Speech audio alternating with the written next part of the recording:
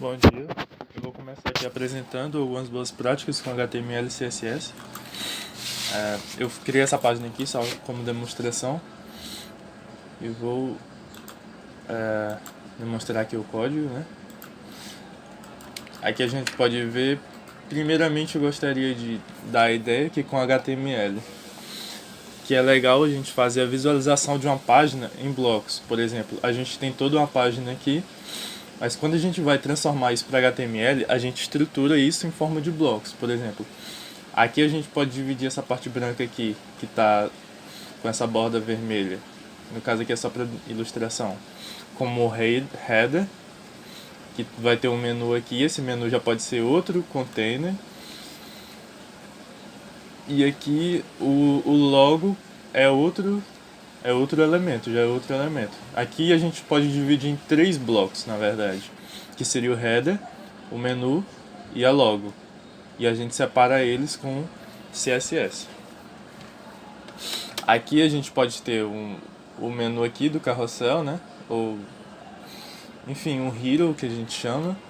E aqui a gente pode ver que tem um bloco maior, um bloco de texto, um bloco de botão, um bloco de outro botão.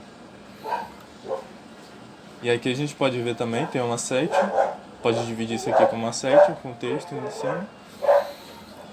Aqui outro bloco, que pode ser uma section, com outros 3 blocos, que seria um bloco contendo como se fosse esse cardzinho aqui. São 3 cards no caso, ou seja, 3 blocos dentro de um card maior. E uma outra section aqui com texto e um cardzinho de botão. Aliás, um bloco de botão. Ou seja, a gente pode dividir isso aqui estruturando em blocos. A gente tem que pensar assim quando está fazendo HTML. Não é bem uma boa prática exatamente, mas é um conceito ali legal de saber quando você está fazendo HTML, né?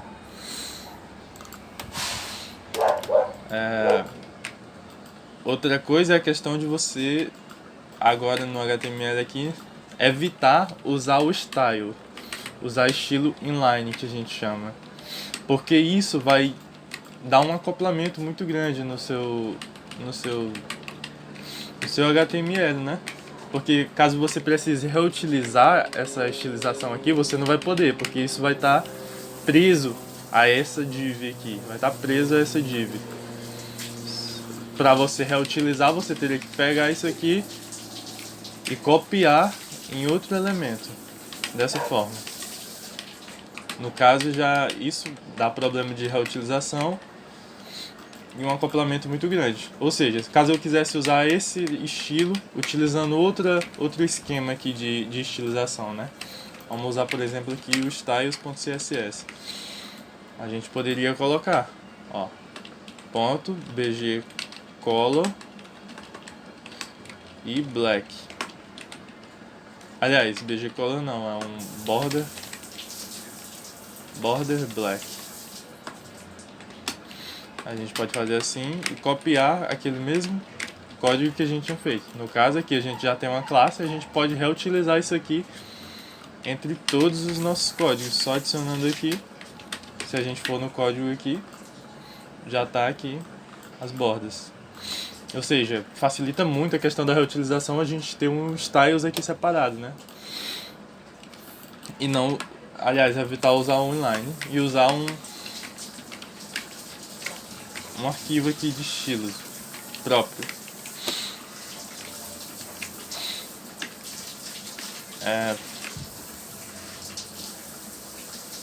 Outra questão é não utilizar aspas simples para fazer. Até o que o próprio editor, quando a gente salva, ele já edita. Que é recomendável a gente usar sempre aspa dupla, né? Virou um padrão aí no mercado. Então, é legal a gente usar assim até por questão de padronização. E outra coisa, a ordem no CSS, por exemplo, a ordem dos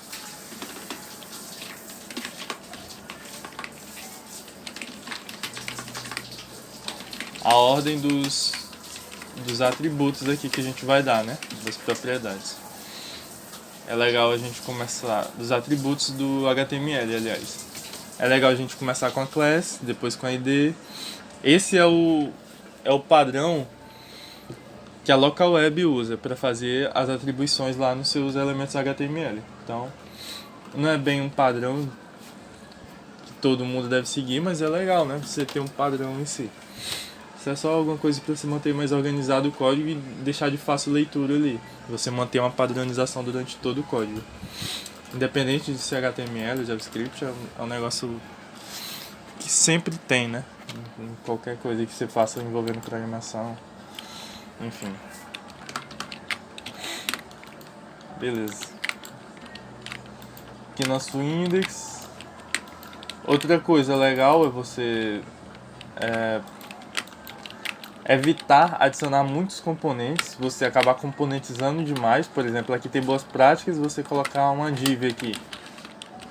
Você não precisa colocar uma div porque o próprio H2 já é um elemento bloqueante. Ele possui a propriedade display block, né? Ele tem isso aqui já por default. Ou seja, ele já funciona como uma div, mais ou menos. Então, você não precisa adicionar uma div aqui para ele quebrar uma linha ou adicionar um estilo, por exemplo. Você podia colocar só um ponto content e um h1. Vamos botar um color aqua.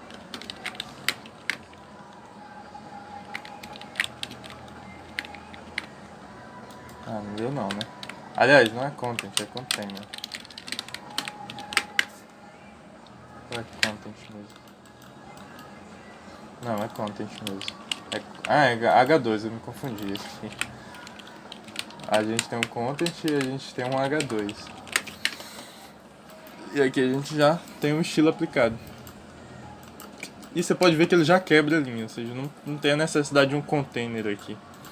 Ele é um próprio container. Por exemplo, se eu colocar um border aqui de 1px solid black. Aliás, um blue. Vou botar um bluezão aqui. Você já vê que ele já funciona como um container aqui para o próprio texto, né? Se eu colocar um padding aqui,